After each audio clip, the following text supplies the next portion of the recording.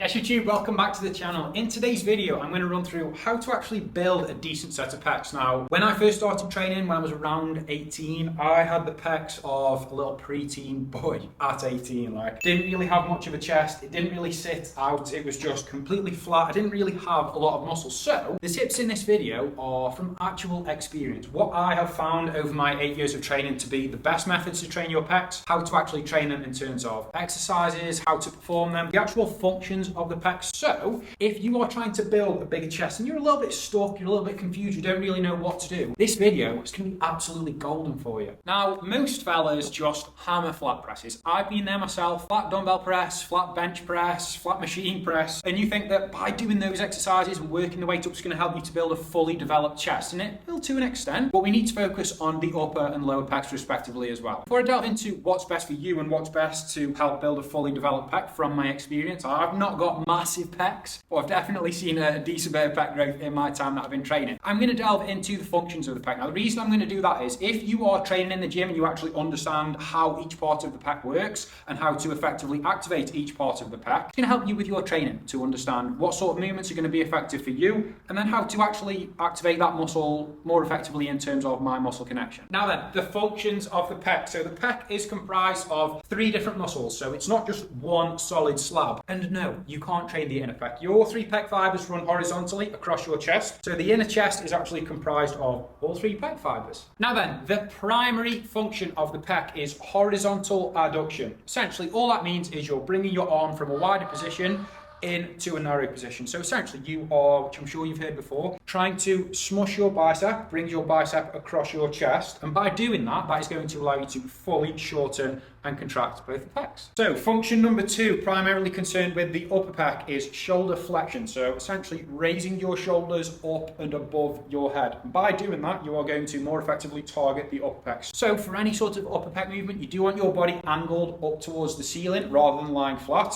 And you essentially just want to raise your shoulders up and over your chest. And by doing that, you are going to target the upper pec as opposed to targeting the mid or the lower pec. And then the third and final function, which is going to be important for any sort of pressing movement, is internal rotation of the arm. So something that's important and why you need to keep that in mind, you'll see a lot of people when they press, they flare their elbows out really far. Now, first of all, is this not only bad for your chest because it's limiting pec engagement, it's also quite bad for your joints, quite bad for your shoulders. It's going to massively increase the risk of injury. So when you are doing any sort of press, remember, tuck those elbows in. It's going to keep your joints much safer, and it's also going to mean that you can more effectively target your chest. So just a couple of tips to bear in mind when you are doing these incline presses. So a lot of people, what they'll do to actually make the movement a little bit easier is they'll plant the feet and they'll create a massive arch on their spine. Now, if you do create a big arch, essentially what you're doing is you are turning that movement from an incline press into a flat press. So just a few things to remember when you are doing an incline press. Obviously, plant your feet as always, create a nice and stable base. Tense your core, keep your spine neutral. And by doing that, you are creating the perfect angle for your upper chest to work as effectively as it can. So from here, tense my core, keep my spine neutral, and then I can press upwards, straight above my head. And by doing that, I'm going to be targeting my upper pec as effectively as I possibly can. So similar to targeting the upper pecs, with a flat press, you want to tuck those elbows in. Remember that internal rotation helps to more effectively target the pecs. And then from here, you want to tense your core, keep your feet planted on the ground.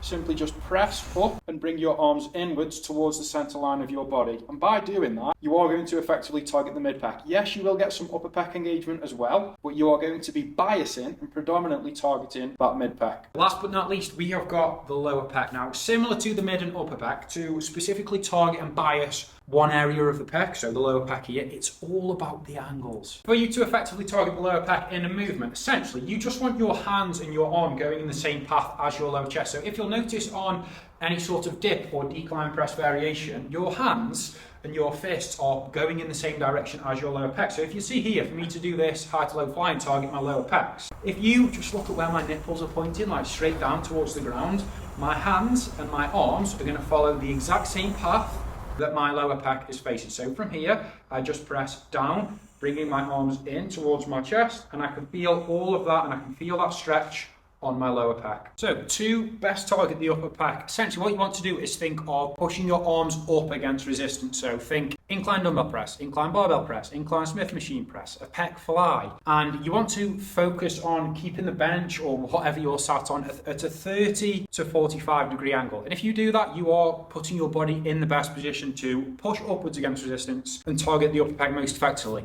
But remember, keep that spine neutral. Don't arch your spine, because if you arch your spine during an incline press, you are going to turn it into a flat press. To best target the mid pec, think flat presses, bench press, dumbbell press, machine press, and just think that you are trying to press up with the midline of your body. Keep those elbows tucked to more effectively target the pec. Push up and aim to bring your biceps across your chest. Try and think in your head that you're trying to touch your elbows together. And if you can do that, you are going to fully contract and shorten the pec.